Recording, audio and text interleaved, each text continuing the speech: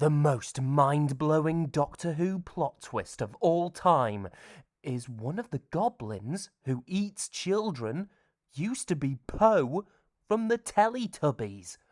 Which means... Hello and welcome to my review of Shampoo, and today we'll be looking at Doctor Who's first Christmas special since 2017, The Church on Ruby Road.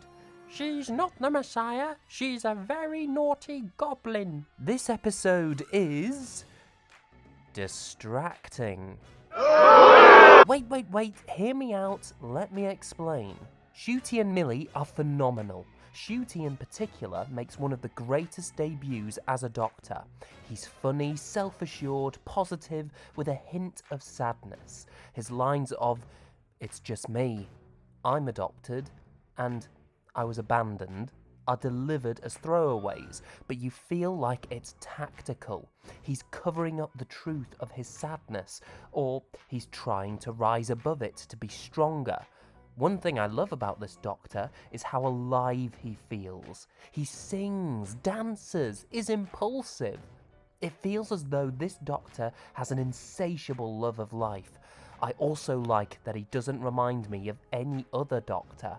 He follows some basic character traits, yeah, but owns them. He is distinctly Ncuti. Millie may seem like your typical companion, however, she's just too charming to not like. Her performance and voice feel genuine, and she delivers the material in a compelling and captivating way.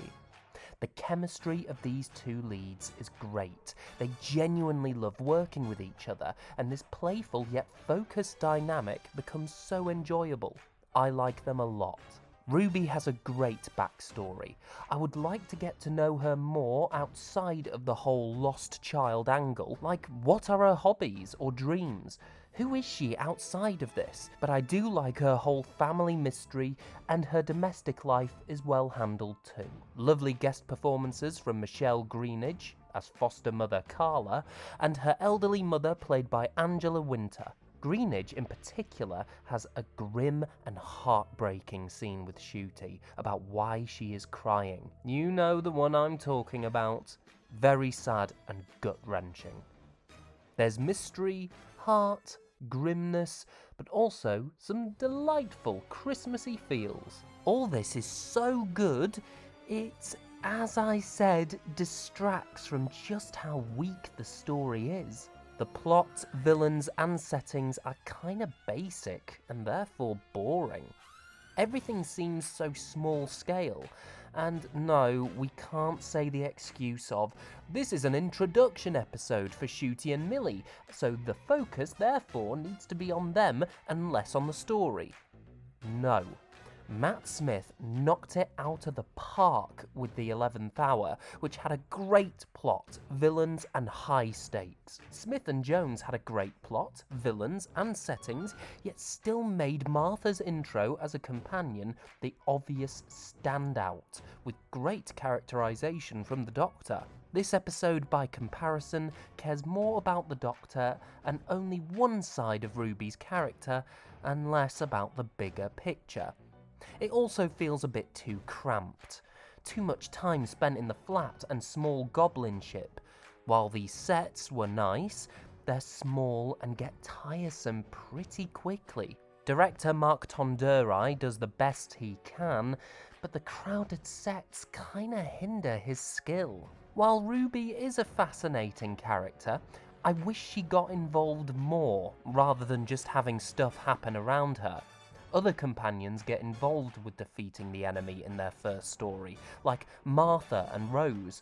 The only thing Ruby does is bravely go after the baby, then she just tags along and gets in danger while the Doctor does all the work. The goblins are too generic in concept and character, no creativity or depth, just standard goblins. Their song number is awesome, Ncuti and Millie once again being show stealers. However, nothing imaginative or original is done with these creatures, and the whole language of luck and coincidence is a bit confusing at first.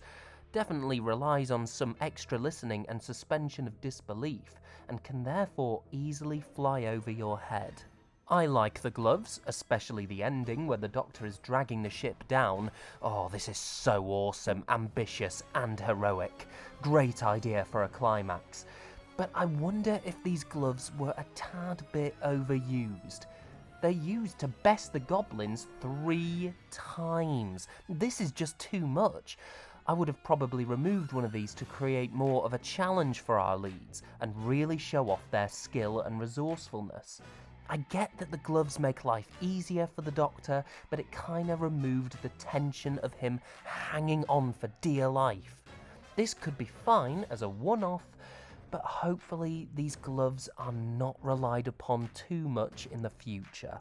And much like most people, I thought the Doctor brutally impaling the Goblin King was a bit extreme. Sure, the Goblin King is a very monstrous and unsympathetic villain, but I like to believe that the Doctor would not resort to taking life unless absolutely necessary, and to display remorse if he must do so. Here, there's no remorse, just, it, kill the f***er. Perhaps the Doctor could have angled the tip of the church to pierce through the ship next to the Goblin King, and this scares him, allowing him to retreat. Or, as the Doctor is about to deliver the final blow, he says under his breath, "Please, just go. You know there's danger here." And when the ship doesn't leave, we hear him sadly utter, "I'm sorry." Then having to impale the Goblin King as a last resort. Just make the brutal murder feel justified. No other way out. Keep this Doctor heroic. Fans love that.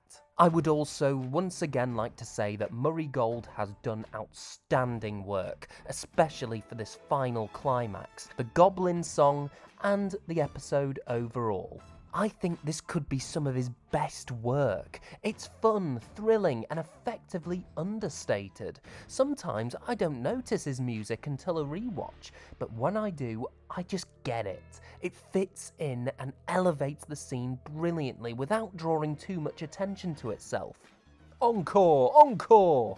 Overall, while there's plenty to love, there is also a lot to be desired.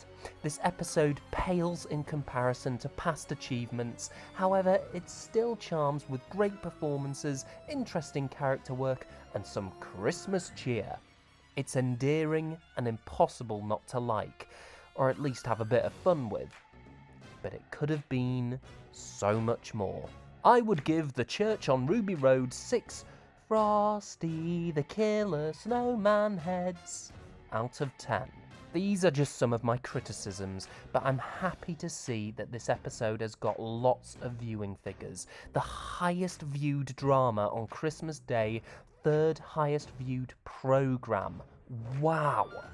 And of course, Ncuti is great, so it's instantly bumped up to a 10 out of 10. Thank you for watching, hope you all had a lovely Christmas, Happy New Year, and always remember, goblins are people too. Well, not really, but it's not okay to... you know what, I'm too tired for this